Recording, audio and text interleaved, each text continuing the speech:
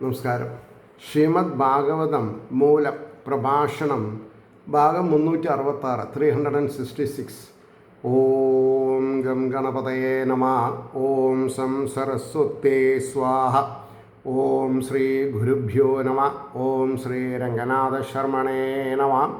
നാരായണ നാരായണ നാരായണ നാരായണ നാരായണ നാരായണ നാരായണ നാരായണ നാരായണ നാരായണ നാരായണ.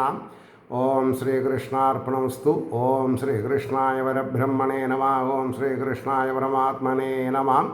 ഹരേ രാമ രാമ രാമ ഹരേ ഹരേ ഹരേ കൃഷ്ണ കൃഷ്ണ കൃഷ്ണ ഹരേ ഹരേ. ഓം ശ്രീ രുക്മിണി സത്യഭാമ സമേത ശ്രീ ഗോപാലകൃഷ്ണ സ്വാമിനേ നമഃ. ശ്രീമദ് ഭാഗവതം ചതുർത്ഥസ്കന്ധം 9-ാം അധ്യായത്തിലെ 58-ാമത്തെ ശ്ലോകം മുതൽക്കാണെന്ന് പറയേണ്ടത്. അതിൽ 58ഉം 59ഉം ഒപ്പം പോവും. എങ്ങനെ? ധ്രുവായ പതിദൃഷ്ടായ തത്ര തത്ര പുരസ്ത്രിയാം സിദ്ധാർത്ഥ അക്ഷതദ്ധ്യാംബുദുരു വാ പുഷ്പഫലാനിജ ഉപജഹ്രൂ പ്രയുജ്യാന വാത്സല്യാദാശിഷാ സതി ശൃണ്വംസ്തൽ ഗുണഗീതാനി പ്രാവിശൽ ഭവനം പിതു. അവിടെയുള്ള പുരസ്ത്രീകൾ, വീട്ടിലുള്ളവരെ, വെളുത്ത കടുക്, യവം, തൈര്, ജലം, ദുർവ, പുഷ്പം, നാളികേരം മുതലായവയെ മാർഗത്തിൽ കാണപ്പെട്ട ധ്രുവന് അതിസ്നേഹം നിമിത്തം ശോഭനകളായ ആശീർവാദങ്ങളെ പറയുന്നവരായിട്ട് സമർപ്പിച്ചു. അവരുടെ മധുരഗാനങ്ങളെ കേൾക്കുന്നവനായിട്ട് പിതാവിൻ്റെ രാജധാനിയെ പ്രവേശിച്ചു. ഇതാണ്. അപ്പോൾ അതിൻ്റെ ഭാവാർത്ഥം പറയുമ്പോൾ, ഓരോ ഭവനങ്ങളുടെ ദ്വാരങ്ങളിൽ, അതായത് എൻട്രൻസിലെ വാതിലുകളിലെ അല്ലെങ്കിൽ ഗേറ്റിനവിടെ എത്തുന്ന സമയം അതാതിനെ ഗൃഹനായികകൾ വാത്സല്യപൂർവം ആശീർവാദങ്ങളെ ചെയ്തുകൊണ്ട് വെളുത്ത കടുക്, തൈർക്കുടം, പൂർണ്ണകുംഭം, ദുർവ, പുഷ്പം, നാളികേരം മുതലായ മംഗളപദാർത്ഥങ്ങളെ സമീപത്ത് കൊണ്ടുവന്ന് സമർപ്പിച്ചു. അവരുടെ മധുരഗാനങ്ങളെ കേട്ടുകൊണ്ട് പിതാവിൻ്റെ രാജധാനിയിൽ പ്രവേശിച്ചു എന്ന് പറഞ്ഞു. ഇനി 60, ശ്ലോകം 60. മഹാമണിവ്രാതമയേ സതസ്മിൻ ഭവനോത്തമേ ലാളിതോ നിതരാം പിത്ര ന്യവസദ്ദിവി ദേവവത്. മഹാരത്നങ്ങൾ കൊണ്ട് നിർമ്മിച്ചിട്ടുള്ള ആ ഉത്തമ രാജധാനിയിൽ പിതാവിനാൽ ഏറ്റവും ലാളിക്കപ്പെട്ടവനായിട്ട് സ്വർഗത്തിൽ ദേവനെന്ന പോലെ അവൻ വസിച്ചു. ആഫ്റ്റർ റീച്ചിങ് അരമന എന്താ ഉണ്ടായത്? അതാണ് പറഞ്ഞത്. ഇനി അതിൻ്റെ ഭാവാർത്ഥം, ശ്രേഷ്ഠങ്ങളായ രത്നങ്ങൾ കൊണ്ട് നിർമ്മിച്ച ആ രാജധാനിയിൽ പിതാവിനാൽ ഏറ്റവും ലാളിക്കപ്പെട്ടിരുന്ന ധ്രുവൻ സ്വർഗത്തിൽ ദേവനെന്ന പോലെ വസിച്ചു. ഇനി 61. പയഫേന നിഭാസയാദാന്താരുക്മപരിശ്ചദാ ആസനാനി മഹാർഹാണി യത്ര രൗക്മ ഉപസ്കരാം. പാൽ നുരയ്ക്ക് തുല്യകൾ, നിറം, ശയനങ്ങൾ, അതായത് അത്രയും നല്ല വിരിപ്പുകൾ, പുതപ്പുകൾ എന്നൊക്കെ പറയാം, ശയനങ്ങൾ, ആനക്കൊമ്പ് കൊണ്ടുണ്ടാക്കിയവ, സ്വർണം കൊണ്ടുള്ള ഉപകരണങ്ങൾ, ഇരിപ്പാനുള്ള കട്ടിൽ മുതലായവ, അധികം വില പിടിച്ച വീട്ടുസാമാനങ്ങൾ സ്വർണം കൊണ്ടുണ്ടാക്കിയവയൊക്കെ തയ്യാർ ചെയ്തിരുന്നു എന്നർത്ഥം. അതിൻ്റെ ഭാവാർത്ഥം പറയാണ്, രാജഭവനങ്ങളുടെ അസാധാരണ വൈഭവത്തെ 4 പദ്യം കൊണ്ട് വർണ്ണിക്കുന്നു. രാജധാനിയിലുള്ള ശയ്യകൾ പാൽനുര പോലെ ശുഭ്രവർണ്ണവും മാർദ്ദവുമുള്ള വസ്ത്രങ്ങളാൽ ആച്ഛാദിതങ്ങളാകുന്നു. അതായത് പണ്ടൊക്കെ അംബാസഡർ കാറിലെ വെള്ള ടർക്കി ടവിൽ വിരിക്കുന്നൊരു സ്വഭാവമുണ്ട്. ആരാണ് പാസഞ്ചർ ടാക്സിയിൽ വരുന്നത്, ടാക്സി വിളിച്ച് പോണത്, അല്ലെങ്കിൽ പ്രൈവറ്റ് കാർ വിളിച്ച് പോണത്, അവരുടെ ആഢ്യത്തരം കാണിക്കുന്ന ഒരു ചടങ്ങെന്ന് വിചാരിച്ചാൽ മതി. അപ്പോൾ ഗൃഹോപകരണങ്ങളായ ആസനങ്ങൾ, പാത്രങ്ങൾ മുതലായവയെല്ലാം വളരെ വിലപിടിപ്പുള്ളവയും ആനക്കൊമ്പ് കൊണ്ടും സ്വർണം കൊണ്ടും ഉണ്ടാക്കിയവയാകുന്നു എന്ന് പറഞ്ഞു. ഇനി 62-ാമത്തെ ശ്ലോകം.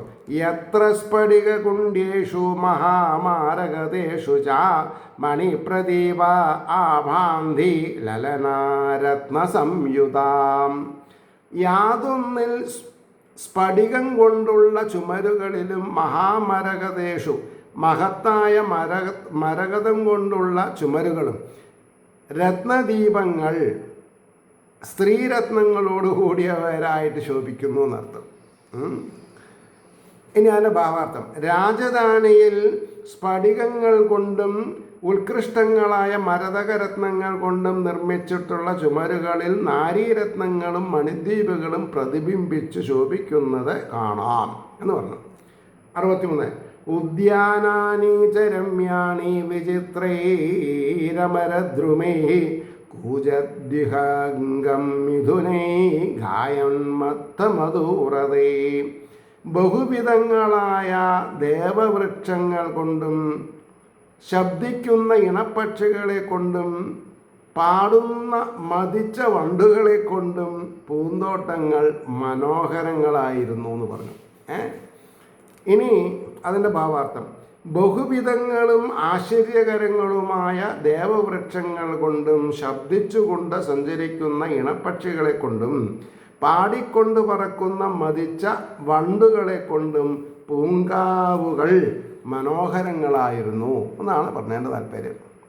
ഇനി 64. വാപ്യോ വൈഢൂര്യസോപാന പത്മോത്പലകുമുദ്യുതി ഹംസകാരണ്ഡവകുലേജുഷ്ടചക്രാഹ്വാസാരസൈഃ. ഇനി കൊളക്കോഴി പോലെയുള്ള ജലത്തിൽ സഞ്ചരിക്കുന്ന പക്ഷികളെ പറ്റിയിട്ടാണ് പറഞ്ഞത്. തടാകങ്ങൾ വൈഡൂര്യം കൊണ്ട് നിർമ്മിച്ച പടവുകളോട് കൂടിയവയും താമര, നീലത്താമര, ആമ്പൽ എന്നീ പുഷ്പങ്ങളുള്ളവയും ഹംസങ്ങളെ, കാരണ്ഡവകങ്ങൾ എന്ന പക്ഷികളുടെ കൂട്ടങ്ങളോടും ചക്രവാകം, സാരസം എന്ന പക്ഷികളോടും കൂടിയവയുമായിരുന്നു എന്ന് പറഞ്ഞു. അതിൻ്റെ ഭാവാർത്ഥം. വൈഡൂര്യം കൊണ്ട് പടവുകളും വികസിച്ചിരിക്കുന്ന നീലോൽപ്പലങ്ങളെ, ചന്താമരകൾ മുതലായ പുഷ്പങ്ങളും ഹംസം, കാരണ്ഡവം ചക്രവാകം, സാരസം മുതലായ പക്ഷികളുമുള്ള കുളങ്ങൾ ഉദ്യാനങ്ങളിൽ ശോഭിക്കുന്നു എന്ന് പറഞ്ഞു. ഇനി 65. ഉത്താനപാദോ രാജർഷി പ്രഭാവം തനയസ്യതം ശ്രുത്വാ ദൃഷ്ട്വാത്ഭുതതമം പ്രപേദേ വിസ്മയം പരം. ഉത്താനപാദൻ എന്ന രാജർഷി പുത്രൻ്റെ അത്ഭുതമായ ആ വൈഭവത്തെ കേൾക്കുകയും കാണുകയും ചെയ്തിട്ട് പരമാത്ഭുതത്തെ പ്രാപിച്ചു. പരമമായ അത്ഭുതത്തെ പ്രാപിച്ചു. ഓരോ ദിവസവും ധ്രുവൻ്റെ കാര്യകാരണ രീതിയിലുള്ള രാജഭരണം വളരെ അത്യുത്തമമായിരുന്നു എന്നാണ് പറഞ്ഞത്.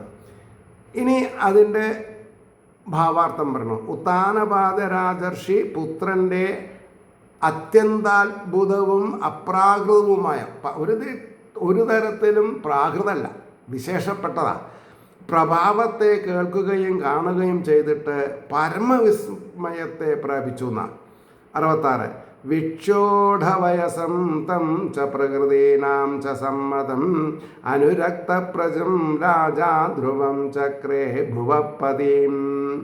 ആ ധ്രുവനെ പ്രായപൂർത്തി വന്നവനും രാജ്യത്തിലെ അംഗങ്ങൾക്ക് സമ്മതനും അനുരാഗമുള്ള പ്രജകളോട് കൂടിയവനായിട്ട്, ഈ അനുരാഗമുള്ള പ്രജകളോട് കൂടിയവനായിട്ട് എന്നുള്ളതിനാണ് നമ്മൾ ഓരോരുത്തരും സമൂഹത്തിലുള്ള വ്യക്തികളെ പ്രീതികരമായ രീതിയിൽ കാണണം, പ്രീതികരമായ രീതിയിൽ പ്രവർത്തിക്കണം. കാരണം ഈ പ്രീതികരം എന്നുള്ളതാണ് ഈശ്വരന് ഇഷ്ടം.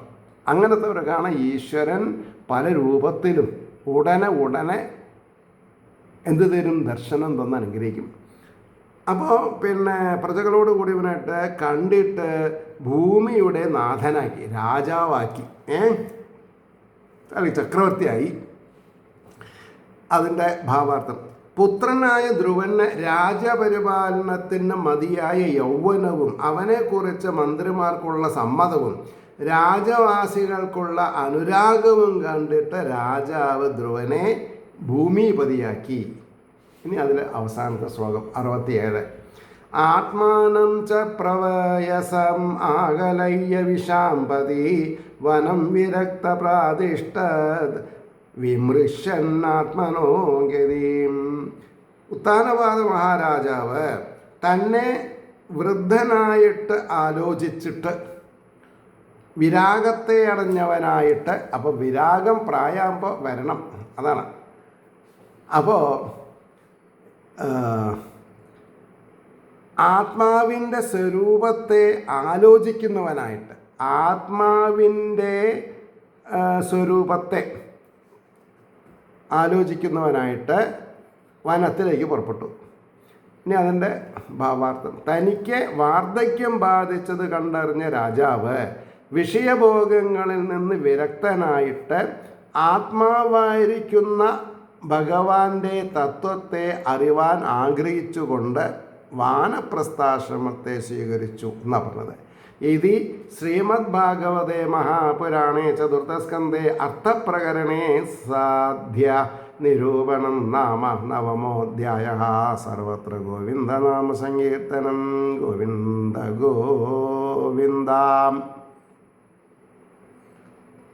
ഈ അധ്യായം കഴിഞ്ഞു. അടുത്ത അധ്യായത്തിലേക്ക് നമ്മൾക്ക് പോവാം.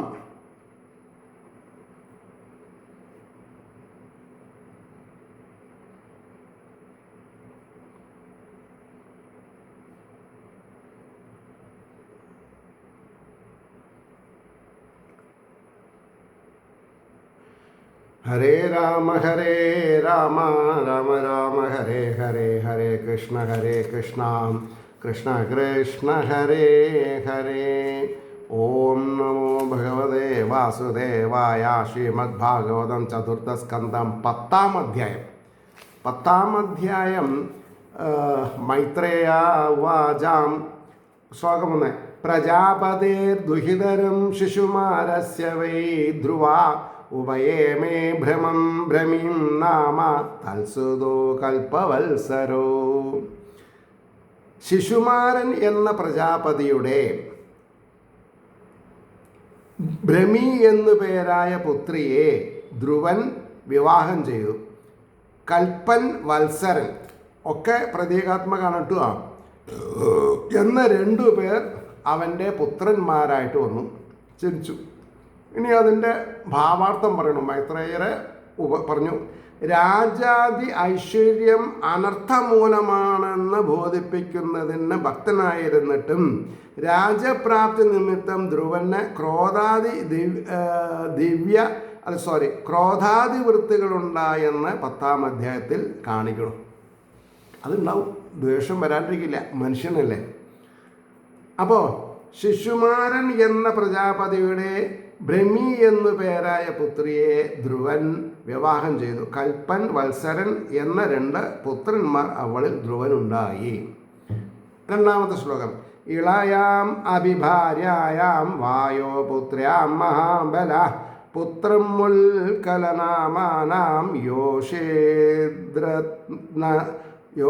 യോഷേദ്രത്നമജീജനത്. വായുവിൻ്റെ പുത്രിയായ ഇളയെന്ന ഭാര്യയിലും മഹാബലവാനായ ധ്രുവൻ ഉൽക്കലൻ എന്നു നാമധേയമുള്ളവനായ പുത്രനെയും പരമസുന്ദരിയായ ഒരു പുത്രിയെയും ജനിപ്പിച്ചു എന്ന് പറയുന്നു. അപ്പോൾ വായുവിൻ്റെ പുത്രിയായ ഇള എന്നു പേരായ 2-ാമത്തെ ഭാര്യയിൽ ധ്രുവന് ഉൽക്കലൻ എന്നൊരു പുത്രനും മനോഹരിയായ ഒരു പുത്രിയും ഉണ്ടായി എന്ന് പറഞ്ഞു. 3-ാമത്തെ ശ്ലോകം. ഉത്തമസ്ത്വകൃതോദ്വാഹോ മൃഗയായാം ബലീയസാഹത പുണ്യജനേനാദ്രൗ തന്മാദസ്യ ഗതിം ഗതാം. വിവാഹം ചെയ്യാതിരുന്ന ഉത്തമനാകട്ടെ നായാട്ടു സമയത്തിൽ അതിബലവാനായ യക്ഷനാൽ പർവ്വതത്തിൽ വെച്ച് ഹനിക്കപ്പെട്ടു. അവൻ്റെ അമ്മ ഇവൻ്റെ അവസ്ഥയെ പ്രാപിച്ചു. അവരും മരിച്ചു. ഉത്തമൻ വിവാഹം ചെയ്തിരുന്നില്ല. ഒരു ദിവസം അവൻ നായാട്ടിന് പോയിരുന്നപ്പോൾ ബലിഷ്ഠനായ ഒരു യക്ഷൻ ഹിമവൽ പർവ്വതത്തിൽ വെച്ച ഉത്തമനെ ഹനിച്ചു. അവൻ്റെ അമ്മയായ സുരുചിയും അത് നിമിത്തം മരിച്ചു എന്നാണ് പറഞ്ഞത്. തീയപ്പെട്ടു എന്നൊക്കെ പറയുന്നുണ്ട്. സാറില്ല, അതിന് ഇനി പിന്നെ അറിയില്ല. ധ്രുവോ ഭ്രാതൃവധം ശ്രുത്വാ കോപമാർഷസുജാർപ്പിതാ ജൈത്രം സൃന്ദനമാസ്തായാഗത പുണ്യജനാലയം. ഭ്രാതാവിൻ്റെ വധത്തെ കേട്ടിട്ട് കോപം, അക്ഷമ, ദുഃഖം എന്നിവയാൽ ബാധിക്കപ്പെട്ട ധ്രുവൻ ജയശീലമായ തേരിൽ വസിച്ചിട്ട് പുണ്യജനങ്ങളുടെ സ്ഥാനത്തെ പ്രവേശിച്ചു എന്ന് പറഞ്ഞു. അതെന്താണെന്നുള്ളത് കുറച്ചുകൂടി നമുക്ക് സ്പഷ്ടമാവും. എങ്ങനെ ഭാവാർത്ഥം പറയുമ്പോൾ, ഭ്രാതാവിനെ വധിച്ച വർത്തമാനം കേട്ടപ്പോൾ ദേഷ്യവും ക്ഷമകേടും ദുഃഖത്തെ ഒന്നായി വന്നു ചേർന്ന് ധ്രുവൻ ജൈത്രം എന്നു പേരായ തൻ്റെ തേരിൽ കയറി യക്ഷലോകത്തെ പ്രാപിച്ചു. എന്തിന്? പ്രതികാര ബുദ്ധി നടത്താൻ വേണ്ടിയിട്ട്. ഇനി 5ാമത്തെ ശ്ലോകം. ഗത്വോദിജീം ദിശം രാജാരുദ്രാനുചര സേവിതാം ദദർശ ഹിമവർഷോ ദ്രോണ്യാം പുരീം ഗുഹ്യകസങ്കുലാം. രാജാവ്, അതായത് ഉത്താനപാദ മഹാരാജാവ് രുദ്രൻ്റെ അനുചരന്മാരാൽ സേവിക്കപ്പെട്ട വടക്കുദിക്കിനെ പ്രവേശിച്ചിട്ട് ഹിമവാന്റെ താഴ്വരയിൽ യക്ഷന്മാർ നിറഞ്ഞിരിക്കുന്ന പുരിയെ കണ്ടു. അവിടുത്തെ ഒരു യക്ഷനാണ് അനിയനെ വധിച്ചത്. അപ്പോൾ അതിൻ്റെ ഭാവാർത്ഥാണ് പറഞ്ഞത്. രാജാവായ ധ്രുവൻ രുദ്രൻ്റെ അനുചരന്മാരായ ഭൂതപ്രേത പിശാചുക്കളുടെ വാസസ്ഥാനമായിരിക്കുന്ന വടക്കുദിക്കിലേക്ക് പ്രവേശിച്ചു. ഹിമവാന്റെ താഴ്വരയിൽ യക്ഷന്മാർ തിങ്ങി വസിക്കുന്ന പുരിയെ കണ്ടു. 6ാം ശ്ലോകം. ദദ്മൗ ശംഖം ബൃഹദ്ബാഹുഘം ദിശശ്ചാനുനാദയൻ യേനോദ്വിഗ്നദൃശക്ഷത്തുരുപദോവ്യോ അത്ര സൻവൃഷം. നീണ്ടിരിക്കുന്ന കൈകളോടുകൂടിയ ധ്രുവൻ ആകാശത്തെയും ദിക്കുകളെയും പ്രതിധ്വനിപ്പിക്കുന്നവനായിട്ട് ശംഖത്തെ ധ്വനിപ്പിച്ചു. ഹേ വിതുര, യാതൊന്നിനാൽ പരിഭ്രമിച്ചിരിക്കുന്ന കണ്ണുകളോടുകൂടിയവനായിട്ട് യക്ഷസ്ത്രീകൾ ഏറ്റവും ഭയപ്പെട്ടു എന്നാണ് പറഞ്ഞത്. കാരണം ആർക്കാണ് ജീവനാശം വരില്ല, ജീവനാശം വരിക എന്ന് പറയാൻ പറ്റില്ല. അപ്പോൾ അതിൻ്റെ ഭാവാർത്ഥം, വീരന്മാരെ യുദ്ധത്തിന് വിളിക്കുന്ന വിധത്തിൽ മഹാവീരനായ ധ്രുവൻ ശംഖത്തെ മുഴക്കി ആകാശവും ദിക്കുകളെയും പ്രതിധ്വനിയെ പുറപ്പെടുവിച്ചു. ഉച്ചശബ്ദ ശ്രവണത്താൽ യക്ഷസ്ത്രീകൾ ചഞ്ചല നേത്രങ്ങളായി ഏറ്റവും ഭയപ്പെട്ടു. ഇനിയിപ്പോൾ എന്താ ഉണ്ടാവുക എന്നൊരു ആഖ്യാതി ഉണ്ടാവും. അപ്പോൾ 7ാമത്തെ ശ്ലോകം. തതോ നിഷ്ക്രമ്യ ബലിന ഉപദേവ മഹാഭട അസഹന്തസ്തന്നിനാദം അഭിവേദുരുദായുധാഹ. ബലവാന്മാരായ കുബേരൻ്റെ യോദ്ധാക്കന്മാർ ആ ശബ്ദത്തെ സഹിക്കാത്തവരായിട്ട് ഉയർത്തിപ്പിടിച്ചിരിക്കുന്ന ആയുധങ്ങളോടുകൂടിയവരായിട്ട് ആ പുരിയിൽ നിന്ന് പുറത്തേക്ക് പുറപ്പെട്ടിട്ട് നേരിട്ടിട്ട് വന്നു. ആരുടെ? ഈ യക്ഷന്മാരുടെ. അപ്പം ഞാൻ എൻ്റെ ഭാവാർത്ഥ പറഞ്ഞത്, ധ്രുവൻ്റെ ശംഖനാഥ ശ്രവണത്താൽ അക്ഷമന്മാരും മഹാവീരന്മാരുമായ കുബേരഭടന്മാർ ആയുധങ്ങളെ ഉയർത്തിപ്പിടിച്ചുകൊണ്ട് പട്ടണത്തിൽ നിന്ന് പുറത്തേക്ക് ചാടി യുദ്ധത്തിൽ സമുഖന്മാരായി വന്നു ചേർന്നു എന്നാണ് പറഞ്ഞതിൻ്റെ താല്പര്യം. ഇനി 8ാമത്തെ ശ്ലോകം. സദാനാപതോ വീര ഉഗ്രധന്വാ മഹാരഥ ഏകൈകം യുഗബൽ സർവാൻ അഹൻ ബാണൈ സ്ത്രീഭിരസ്ത്രീഭി. അസഹ്യമായ ധനുസ്സോടും മഹത്തായ രഥത്തോടും കൂടിയ ആ വീരൻ നേരിട്ട് വരുന്ന അവരെ എല്ലാവരെയും ഓരോരുത്തരെ തന്നെ ത്രിഭി മുമ്മൂന്ന് ബാണങ്ങൾ കൊണ്ട് ഏകകാലത്തിൽ ബാധിച്ചു എന്നാണ്. പെട്ടെന്ന് പറയുന്ന സമയം കൊണ്ട്. ഇനി അതിൻ്റെ ഭാവാർത്ഥം നോക്കുക. ശത്രുക്കൾക്ക് സഹിപ്പാൻ കഴിയാത്ത ആയുധം മഹത്തായ വാഹനമുള്ള വീരനായ ധ്രുവൻ തൻ്റെ നേർക്ക് വന്ന ആ യക്ഷന്മാരെ എല്ലാവരെയും ഓരോരുത്തനെ മുമ്മൂന്ന് ബാണങ്ങൾ കൊണ്ട് ഒരേ സമയത്തിൽ മുറിപ്പെടുത്തി എന്നൊരു പ്രസ്താവന ഉണ്ട് അതിനിടയ്ക്ക്. ഇനി 9ാമത്തെ ശ്ലോകം. തേവൈലലാടാഗ്നൈസ്തൈരിഷുഭി സർവയേവ ഹി മത്വാ നിരസ്തമാത്മാനം ആശംസൻ കർമ്മതസ്യ തത്.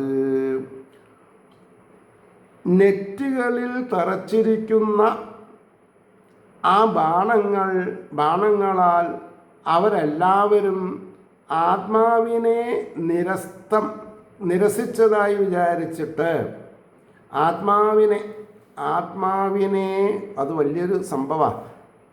നിരസിച്ചതായി വിചാരിച്ചിട്ട് അവൻ്റെ ആ പ്രവൃത്തിയെ ശ്ലാഘിച്ചു. അതുകൊണ്ട് മതിയായില്ല, മുഴുവൻ അർത്ഥനായില്ല അത്. അപ്പോൾ പറഞ്ഞു, ധ്രുവൻ പ്രയോഗിച്ച ആ ബാണങ്ങൾ യക്ഷന്മാരുടെ നെറ്റിത്തടങ്ങളിൽ ചെന്ന് തറച്ചപ്പോൾ തങ്ങളെ എല്ലാവരോടും ഏകകാലത്തിൽ ജയിച്ച അവൻ്റെ ആ പരാക്രമത്തെ അവർ പ്രശംസിച്ചു എന്നാണ്. ഇത്രയൊക്കെ കഴിവ് എങ്ങനെ ഉണ്ടായി ഇയാൾക്ക്? 10. തേ അഭിചാം ഉമമൃഷ്യന്ത പാദസ്പർശം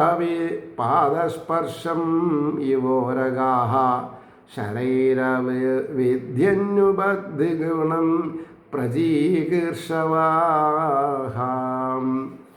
സർപ്പങ്ങൾ പാദസ്പർശത്തെ എന്ന പോലെ ഇവനെ സഹിക്കാത്തവരായ അവരും പ്രതിക്രിയ ചെയ്യുവാൻ ആഗ്രഹിക്കുന്നവരായിട്ട് ഇരട്ടിയായിട്ടുള്ള ബാണങ്ങളാൽ ഒരേ സമയത്തിൽ മുറിപ്പെടുത്തി.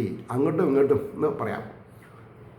ഇനി അതിൻ്റെ ഭാവാർത്ഥം. സർപ്പങ്ങൾ പാദസ്പർശത്തെ എന്ന പോലെ ധ്രുവൻ്റെ ആ പരാക്രമത്തെ കണ്ടിട്ട് മത്സരത്തോടു കൂടിയ അവരും ഉപകാരം ചെയ്യുവാൻ ഇച്ഛയോടുകൂടി ആറാറ് ബാണങ്ങളെ ഏകകാലത്തിൽ ധ്രുവൻ്റെ നേർക്കും ഉപയോഗിച്ചിട്ടുണ്ട് എന്ന് പറഞ്ഞു. ഇനി 11, 12 ശ്ലോകം ഒപ്പം പോകും. അതെങ്ങനെ?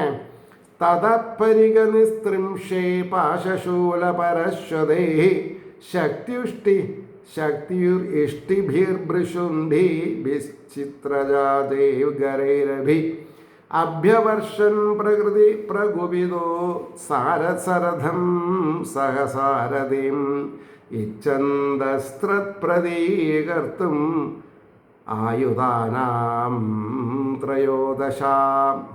വളരെ അർത്ഥഗംഭീരമായിട്ടുള്ള വാക്കാണ് അതൊക്കെ. എന്താ പറഞ്ഞത്?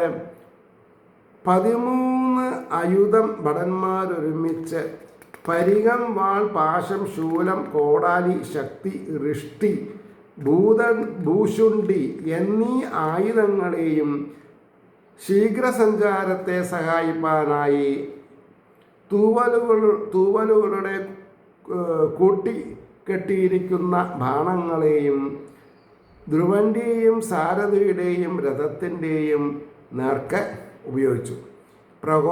പ്രകോപത്തോടുകൂടിയ പ്രതികാരേച്ഛയാൽ 4 ഭാഗത്തു നിന്നും ശരവർഷം ചെയ്തു എന്നാണ് പറഞ്ഞത്. ഇനി 11, 12 ഒപ്പം പോകും. എന്താ? തതപരിഗനിസ്ത്രിംഷൈ പാശശൂലപരശ്വതൈ ശക്തി ഇഷ്ടിഭിർഭൂഷുണ്ഡം ഭുശുണ്ഡീഭിശ്ചിത്രയാ ജൈശരേരപി അഭ്യവർഷൻ പ്രകുപിതാ സരഥം സഹസാരഥീം ഇച്ഛന്തസ്ഥൽ പ്രതീകർത്തും അയുധാനാം ത്രയോദശ. ഇതാണ് ശ്ലോകം. 2 ശ്ലോകങ്ങൾ. 13 3 ആയുധം ഭടന്മാരും ഒരുമിച്ച് പരികം, വാൾ, പാശം, ശൂലം, കോടാലി, ശക്തി, ഋഷ്ടി, ഭുഷുണ്ഡി എന്നീ ആയുധങ്ങളെയും ശീഘ്രസഞ്ചാരത്തെ സഹായിപ്പാനായി തൂവലുകളെ കൂട്ടിക്കെട്ടിയിരിക്കുന്ന ബാണങ്ങളെയും ധ്രുവൻ്റെയും സാരഥയുടെയും രഥത്തിൻ്റെയും നേർക്കുപയോഗിച്ചു. പ്രകോപത്തോടുകൂടിയ പ്രതികാരേച്ഛയാൽ 4 ഭാഗത്തും നിന്ന് ശരവർഷം ചെയ്തു എന്നാണ് പറഞ്ഞത്. അത് ഭാവാർത്ഥം വാക്കാർത്ഥം പറയില്ല. അതുകൊണ്ടാണ് അത് ഒരു ഭാവാർത്ഥം രണ്ടും കൂടിയിട്ട് പറഞ്ഞത്. ഇനി 13ാമത്തെ ശ്ലോകം. ഔത്താനപാതി സപ്തദാ സസ്ത്രവർഷേണ ഭൂരിണ ന ഉപാദൃശ്യതച്ഛന്ന ആസരേണ യഥാഗിരി. എന്താ പറഞ്ഞതിൻ്റെ താല്പര്യം? ഉത്താനപാദൻ്റെ പുത്രനായ അവൻ അപ്പോൾ അധികരിച്ച ശരവൃഷ്ടിയാൽ മൂടപ്പെട്ടവനായിട്ട് നിരന്തരമായ ശരവർഷത്താൽ പർവ്വതമെന്ന പോലെ കാണപ്പെട്ടില്ല. എവിടേക്കാണ് പോയത്, എന്താ ഉണ്ടായത് എന്ന് പറയാൻ പറ്റില്ല. അധികരിച്ചുണ്ടായ ഈ ശസ്ത്രവർഷത്താൽ ഉത്താനപാദപുത്രൻ ധാരമുറിയാതെയുള്ള ജലവർഷത്താൽ പർവ്വതമെന്ന പോലെ മൂടപ്പെട്ടതുകൊണ്ട് അരികത്തുള്ളവർക്ക് കൂടെ കാണാൻ കഴിയാത്തവനായി തീർന്നു. മേഘവർഷത്താൽ പർവ്വതം കാണപ്പെടാതിരുന്നാലും പർവ്വതത്തിന് ഹാനി തട്ടാത്ത അതുപോലെ ധ്രുവൻ ഈ ശരവർഷം കൊണ്ട് യാതൊരു പീഡയും ബാധിച്ചില്ലെന്ന് ധരിപ്പിക്കുവാനാണ് പർവ്വത ദൃഷ്ടാന്തം ഉപമയായിട്ട് പറഞ്ഞതെന്നാണ് പറഞ്ഞത്. അവിടെ നിർത്താം. ഏവർക്കും ശ്രീഹരിയുടെ അനുഗ്രഹാശസ്സുകൾ നിർലോഭം ഉണ്ടാവട്ടെ എന്നും അവരവരുടെ പ്രാർത്ഥന ലോകാസമസ്ത സുഖിനോ ഭവന്തു ആയിരിക്കട്ടെ എന്നും പ്രാർത്ഥിച്ചുകൊണ്ട് വാക്കുകൾ ഉപസംഹരിക്കുന്നു. നമസ്കാരം. നാളെ കാണാം.